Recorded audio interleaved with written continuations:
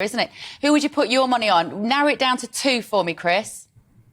Well, I'm going to answer a slightly different question. I'm going to tell you the two who I think Labour and the Liberal Democrats will most fear, and that's Ben Wallace and Tom Tugendhat, because I think that those are the two who could actually end up giving Labour, giving the Conservatives a veneer of respectability that the Labour and Lib Dems and other opposition parties would find it harder to oppose.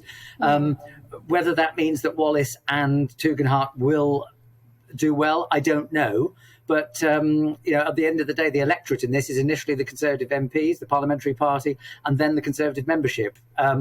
Will they look at who will most trouble Labour and the Lib Dems? I don't know. But I suspect those are the two who might. And on the opposite side, who do you think they would most like to see in, because it would almost give them further ammunition? Because we know Sir Keir Starmer, he spends a lot of his time sort of criticising Boris Johnson for the character, the man that he is. Who will he be able to continue doing that with, do you think, if they were to become leader? Well, I guess the closest to Johnson, in the sense that he was the gift that kept on giving.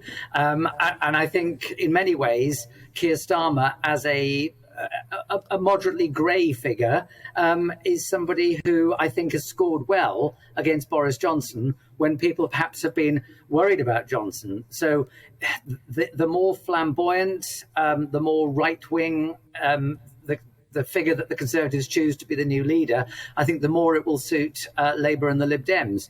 I think the Lib Dems' position in this is also important, because Lib Dems do well at general elections when people don't fear the leader of the opposition. If Keir Starmer is thought of as a person that many people would be happy to have as Prime Minister, then a lot of people would be willing to vote Lib Dem, perhaps to be a protest against the Conservatives, perhaps to effect a change of government, or even to force a hung parliament. If people don't like the leader of the opposition, as happened in 2015 with Ed Miliband, 2017 and 19 with Corbyn, then I think they're less likely to vote for outside one of the two main parties. And therefore, I think where the leadership of the Conservative Party leads Keir Starmer will have ripple effects to the rest of politics.